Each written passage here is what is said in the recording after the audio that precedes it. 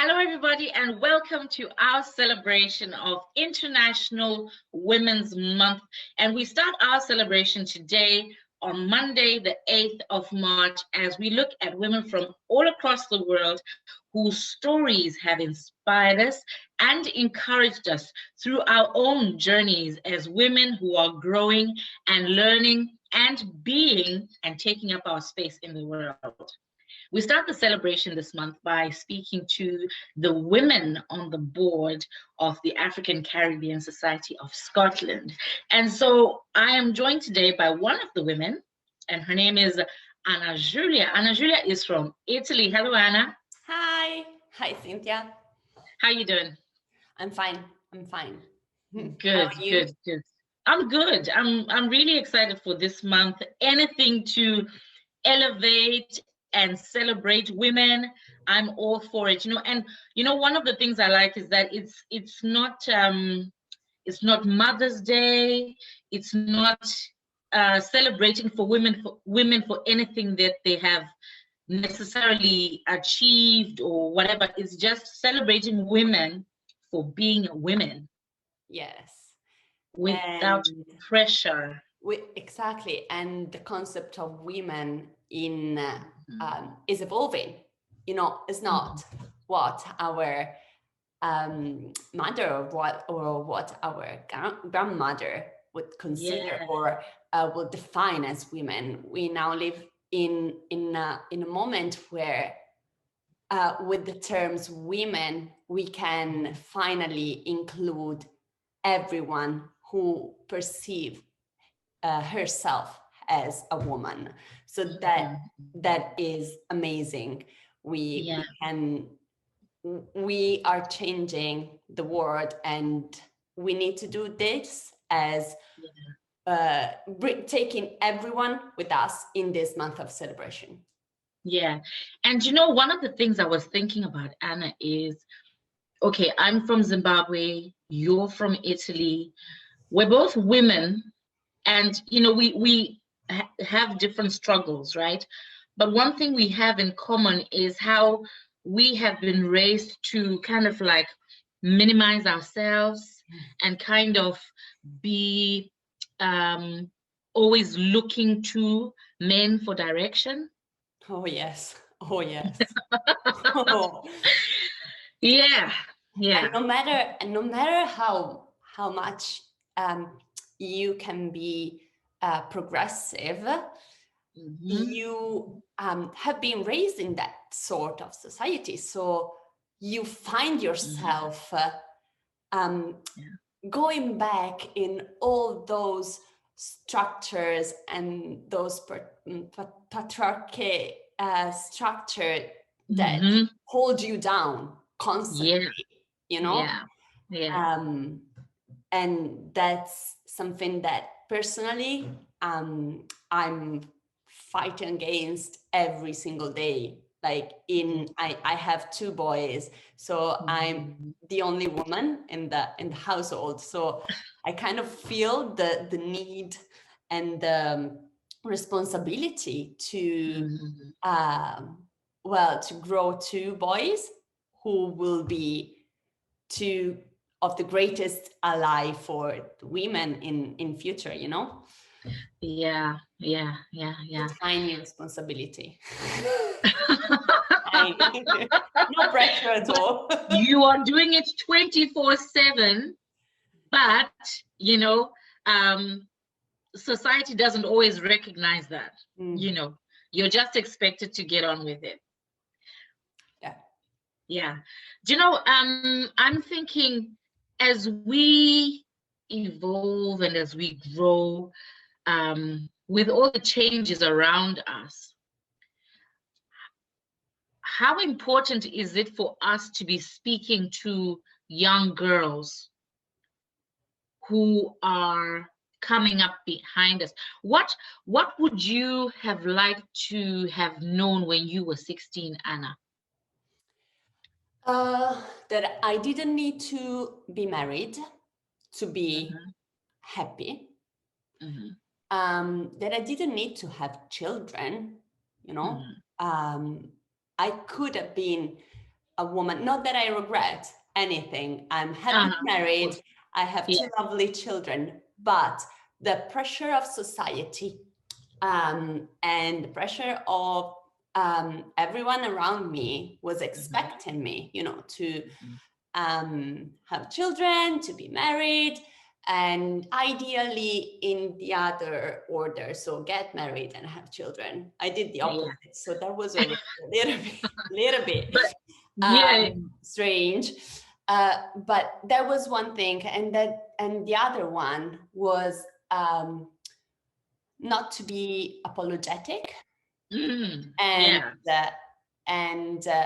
not giving for granted that having children would have stopped my career. That happened and was shitty. But I was in the mood say like, well, I did chose to have children, so that's kind of what I have to expect. I cannot be compared or be at the same level as my male colleagues. And that's bullshit. That's bullshit. And I suffered from them, but I didn't do anything at all when I was under this sort of discrimination. So those two things. And how about you? Well, for me, I think it would have really been useful for me to know that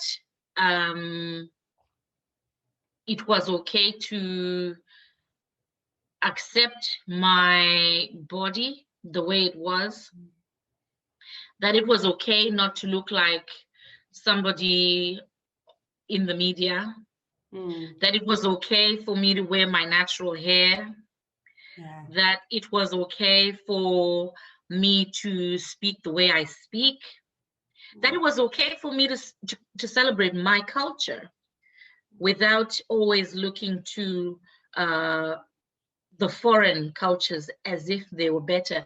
You know, that it was okay for me to just be me and be okay with it, and not always feel like I had to be working towards a goal that I hadn't set for myself. Do you know what I mean? Yeah.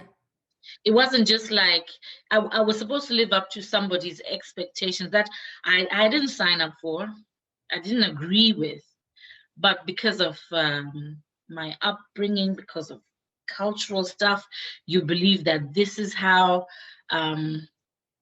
good girls grow up to become wives and mothers and all of that. So it's always like, you know, unless you do this, we don't approve. Unless you do this, we don't approve. Unless you do this, we don't approve. You know, you're talking about being married, having children, having a degree, having whatever qualification, all these pressures that we grow up under, you know. And I just feel like life is hard enough without all this pressure on young women.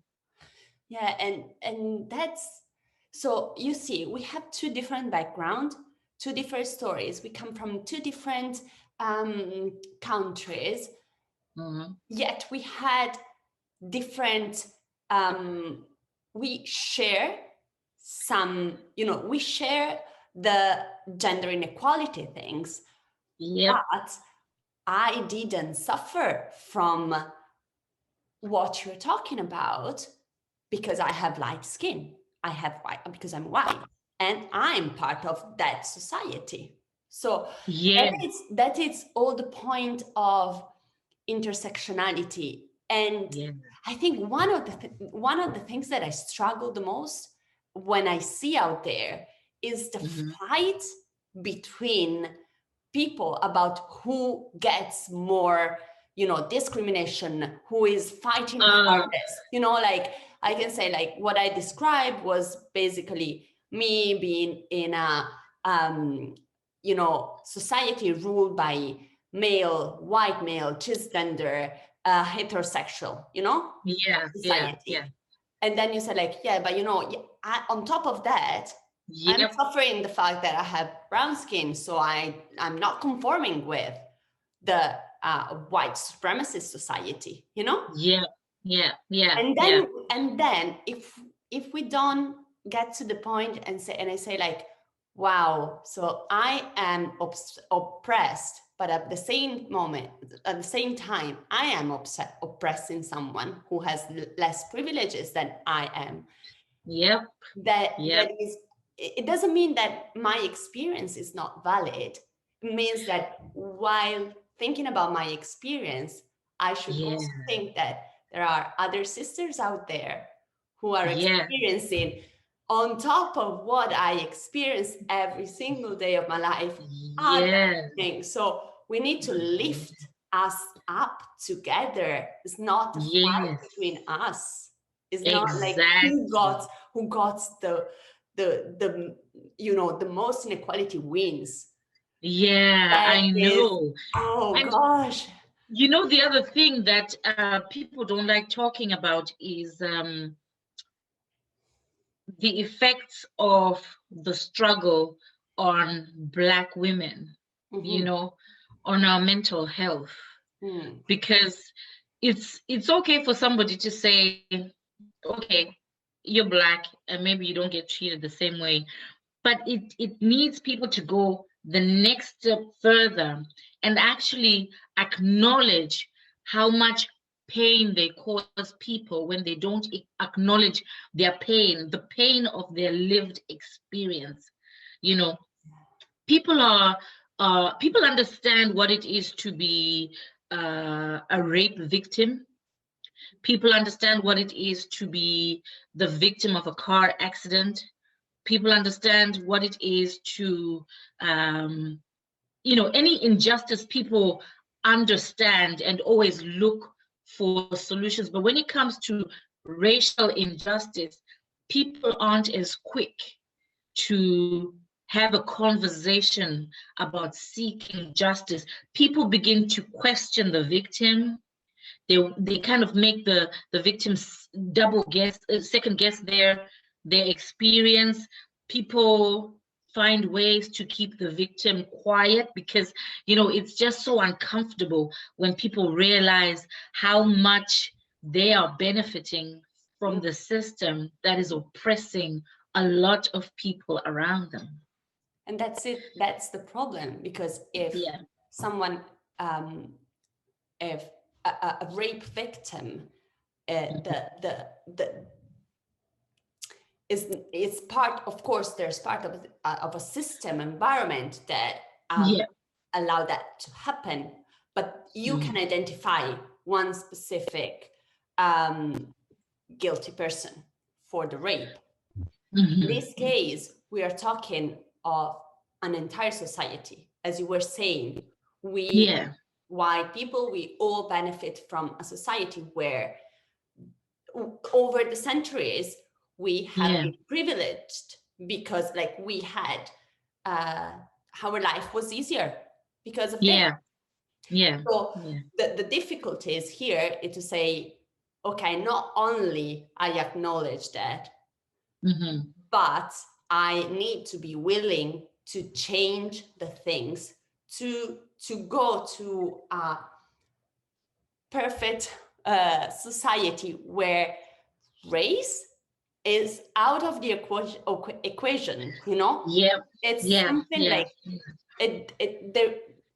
it's not a plus if you're white. It's not a plus if you're, it's not taken into consideration. So that's, and the worries for white people is, I'm talking about white people in general, of course, but like for us is to lose our privilege. And that's really scary because we're never living without them.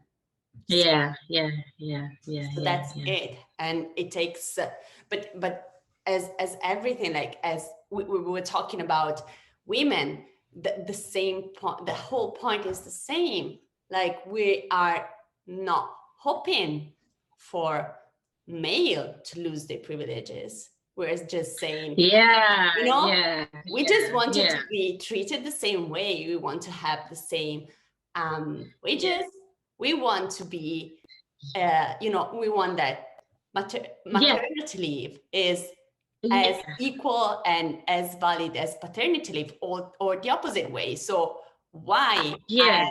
I am supposed to be out of work, I can stay out of work to take care of a newborn and a father got Can very do the limited same. time. Why? Yeah. Yeah. And Why is not considered that a mother has the same role in, for instance, in working environment as a father? And that brings me to this thing that I read, that because of lockdown, women are working so much harder, because even though their partners are working from home, women are doing the homeschooling, women are still running the house, and women are still trying to do the job. So women are working extra, extra, extra hard. So But have done this exercise with my husband. I don't think he's gonna be happy about me sharing that. But the other day, last week, I take a sheet, and yeah, I was already aware of how much spaces I needed. So I took an A3 sheet all and right. I start writing down all the things that I do in our house. And I kept on my bag without Yeah, anyone asking me, ordering lunch for school, checking on clothes. Are my kids outgrown their own clothes? What do I yeah, need to do? Do I need for yeah. party? All those shit. And the A3 was full of things. And then I shared that with my husband and said, like, that's why I wake up in the middle of the night and I cannot sleep, because I'm thinking about, oh, damn it, I didn't transfer the money for Thomas's teacher's present. Oh Yeah, no, I didn't pay yeah, for the milk. And then I said, yeah. you know what? And then let's do the same with you. And we came up. He's a super present father. He does Mm, all the bedtime. He cooks all the meals. He does mm. the food shopping. So it's not. I consider him actively part of our Yes, household, but at the same yes. time, his task of recurrent and all completely own activities was like less than 10. So I Wow. said, like, that's not okay. Mm, Nobody asked me. I didn't sign up for any of this. So now take this yeah. list, go through it, and half of these activities will be your own. Yes. And it was like, okay, you'll have to teach me how to do most of them. It's like, up for it, no worries. I'm a Yeah, pretty good teacher. I've been of doing course. homeschooling for months now. Yeah, yeah, but yeah, yeah. True, but true. that's huge. And that's why women now struggles, and we need to change that, because Yeah, yeah, yeah. And this is the thing, like, I don't think we fully appreciate just how tired we get, how burnt out we get. We keep pushing and we keep looking after other people, and we're always trying to make things comfortable for other people. And it's very easy. We teach people how to treat us. yes. We teach people to overlook us and our needs. And it becomes the norm,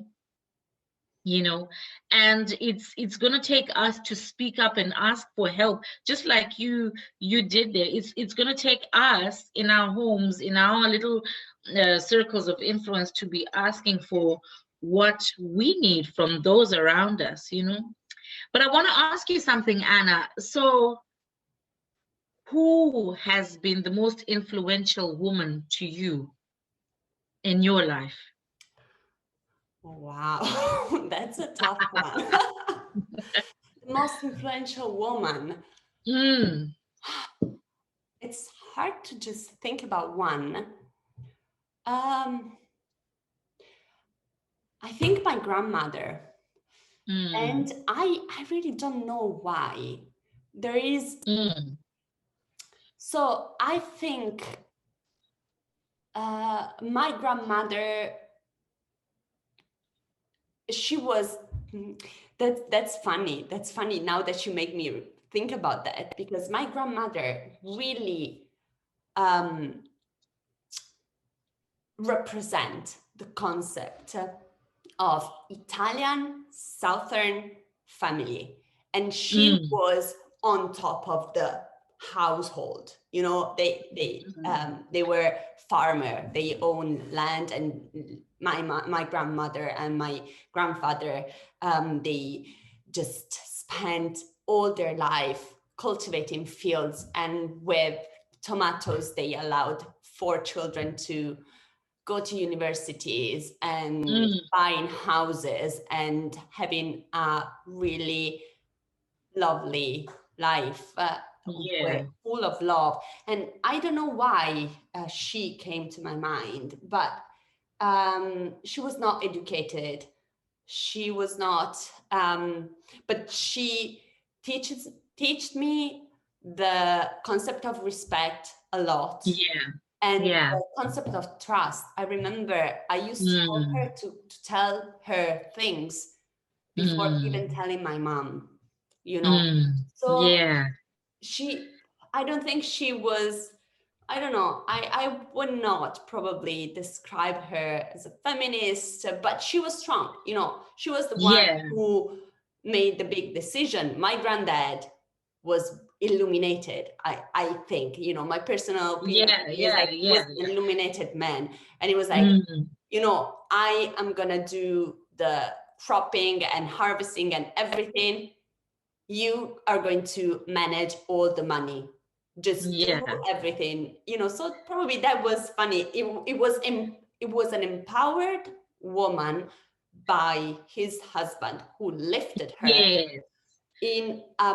in a period of time. So, you know, early 90s, sorry, or early 90, 30, 40, 60, you know, in that period where women didn't really have any sort of control over financials and things. So probably that's about you. What about you?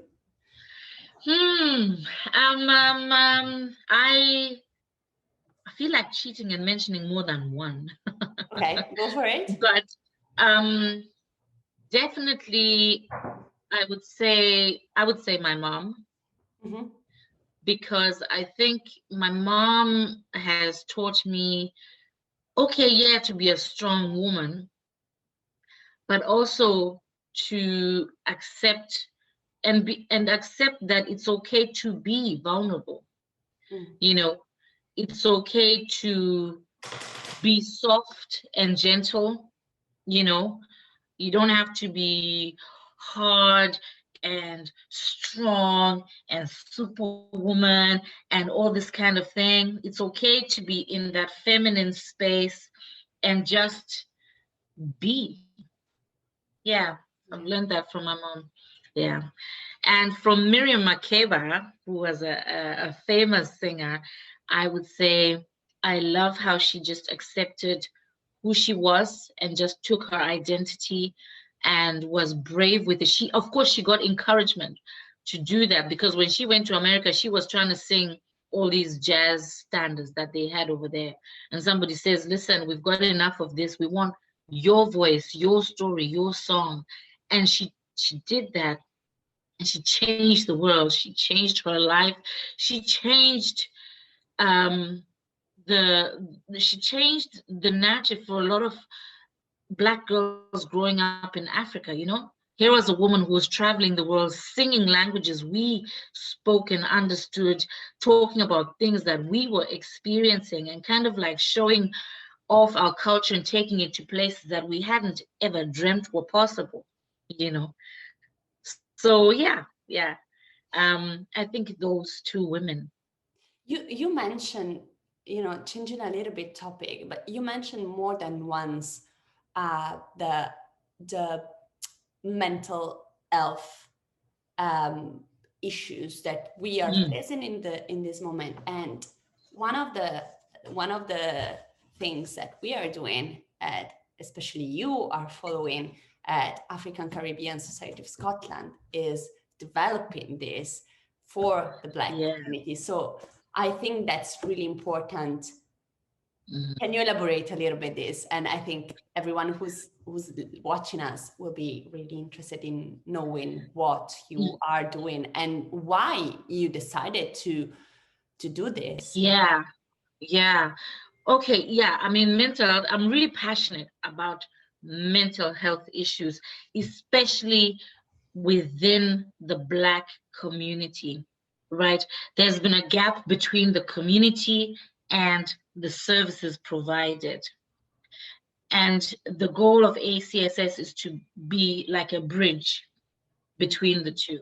You know, people from the Black community don't go to therapy because there are no therapists who look like them or who understand their cultural etiquette. And we have a group of Black therapists who are there wanting to work with people in the community to help people understand the importance of looking after yourself mentally and removing the stigma. It's not a big deal to speak to somebody about how you are feeling. The thing is, in Africa, we do it all the time. We're always speaking to close people and loved ones about how you're feeling or what you're going through, that kind of thing. So here, where we don't have our extended families, this is just an extension of that. You know, it's a very safe space that we're trying to create. It's a very safe space, and confidentiality is everything. And we want people to be able to just break cycles, break patterns, you know, get rid of their hang-ups and things like that, and be able to realize their identity, full potential, their freedom to just break off any scripts that they were following that they were not responsible for. Because I mean, I'll tell you that as proud an African as I am, there are parts of African culture that are not progressive and toxic, just like in every culture. Yeah. So it's about helping people identify what was healthy, what was not healthy, what is useful, what is going to move you forward, and also to actually create a space where people can heal from wounds that they're carrying. You know, people have got stuff that they're carrying with them and they've had it for years and they don't know where to take it to. They don't know who they can trust, who can help them. They fear judgment, they fear criticism. And we want to really offer a space in a community where there's no judgment. We listen, we support, we are there for people as they go through changes in their lives. So we are doing work with schools. We're going to be doing work with universities. We're going to be doing workplace work as well. But most importantly, we're going to have therapy groups that we're setting up and community groups so people are never isolated. It's not just about social cohesion, it's about making sure that the individual has been looked after and is nurtured, that they're healthy, not just physically. You know, I know a lot of people are, you know, they are very spiritual, you know, and it's great to pay attention to your spiritual well-being. It's great to take care of your mental your physical well-being, but it's also as important, if not more important, to look after your mental health, you know, and just finding the language for it. It's not it doesn't have to be complicated, you know. It can just be building up your vocabulary about how you're feeling, you know, what your fears are, what your desires are, you know, where have you been, where do you think you're going, where would you like to go, you know, simple things. It's not complicated, you know. But when we don't express ourselves, when we don't express our anxieties, our fears, or our frustrations, it affects us mentally, and it just grows and grows and grows. Whereas by just talking it out with somebody, you know, you share it, and it becomes, it's not, it's, you see it as a molehill, the molehill that it is, rather than as a mountain. Yeah, well, like you're knocking on an open door. I truly Mm. believe that everyone should go to therapy. As Yeah. you know, as you go to the GP, it should be normalized as much as calling a GP and saying, oh, I have my kids have temperature, you know, I can go that. I'm struggling at the moment. I'm really not coping with what life is throwing at me. You know? And having this accessible and making this accessible is probably what is missing, you know, the bridge that, as you were saying, that is missing at the moment. So it's funny because every time that I'm talking with you and all the other folks in the boards, I feel so lucky to be part of all of this. And if you think how everything, like how we two met, that it's just, you know, it's like when two souls meet and they connect and and that's it. So I so you we just a quick thing, we just get in touch because I contact you for be the first speaker of my personal project. And then that was super cool. And then we keep in touch. And then once Cynthia called me and said like, yeah, we're doing this, blah, blah, blah. And no, I forgot. I wanted to ask you, do you want to be on the board of the African Caribbean Society Scotland? And it's like, are you really asking me? And I remember I went upstairs to read it and I was crying. And I was like, oh my God, I really like, I can be part of it. And but I never asked you why and how you started all of this, because now we are doing a lot of things, but I entered this group after you and Mark and a lot of other people did a tons of work and you put a lot of energy. So how did you decided you wanted to create the ACSS? Yeah, well, what happened, how it actually started was I was invited onto a Facebook group called Africans in Edinburgh. And it was just a platform for people to talk. It didn't have a lot of people, but I was so excited to see a space for Africans. I added everybody on my friends list on Facebook. I told them to invite people, and the group grew. And then we kind of found ourselves in lockdown. And so I started recording videos, mental health support videos, just different topics for people to just kind of have something to think about or to encourage them. You know, we were talking about supporting each other with food packages, things like that. And while all of this was happening, George Floyd happened. And so we got thrust into everything becoming very intense, because everything that we were experiencing and struggling with was now so public, you know. And what angered me was people trying to silence the Black voice, people telling us, why are you even speaking? There are no Black people in Scotland. Oh, Scotland is a friendly country thing.